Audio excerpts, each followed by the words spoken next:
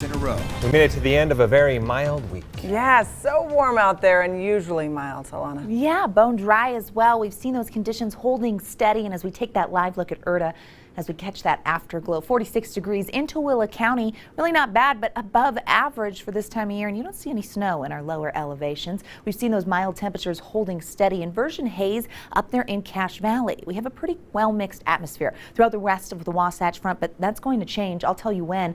Dry conditions and a fairly quiet weekend, but we've got to look at that next storm, and gosh, we're really hoping for it because this ridge of high pressure has really taken over the entire western United States. It moved from the Pacific Northwest just off the California coast, and it is bringing above average warmth to the entire western United States. 5 to 10 degrees above the norm in northern Utah, 10 degrees down south, but as you get closer to the coast, it's record-breaking temperatures. We've got a heat advisory for the LA area posted until 6 p.m. on Sunday. They could hit the 90s in early February.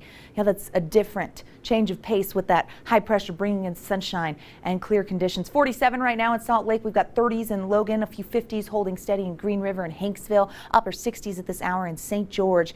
Today was very, very mild. And as we head into tonight, those clear skies will allow for temperatures to be dropping into the 30s. We're going to be cooling off and getting chilly, and that's been the pattern for the last several days, but we're warming up a lot during the day, and that's all because of the high that is keeping things pretty quiet. A few clouds could maybe sneak in to a portion of the state, but we've got a system over to the east of us, and you can kind of almost just draw a big old circle about the area impacted by this ridge and those dry conditions. That holds steady for tonight, with haze making that comeback as we head into tomorrow. So our well-mixed atmosphere will start to change. You maybe will notice those changes by tomorrow afternoon, but as we head into Sunday, that haze will be more noticeable in our northern Utah valleys as those temperatures will stay above average.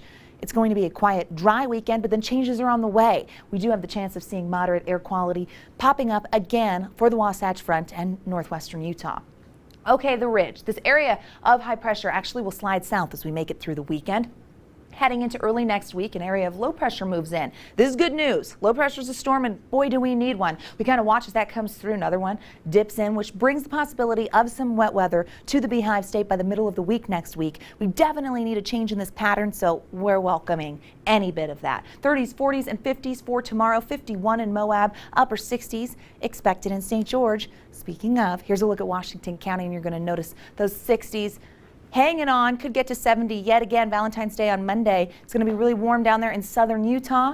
And as you take a look for the Wasatch Front, hazy conditions and warm up here as well. Daytime highs usually are right around 43 degrees in Salt Lake. Way above that. Cold front will come through, and you can see increased clouds by the middle of the week with the chance of some wet weather. Wednesday and Thursday, temperatures will drop closer to average as we head into next week as well. Glenn, Emily, over to you. All right, Alana, thank you.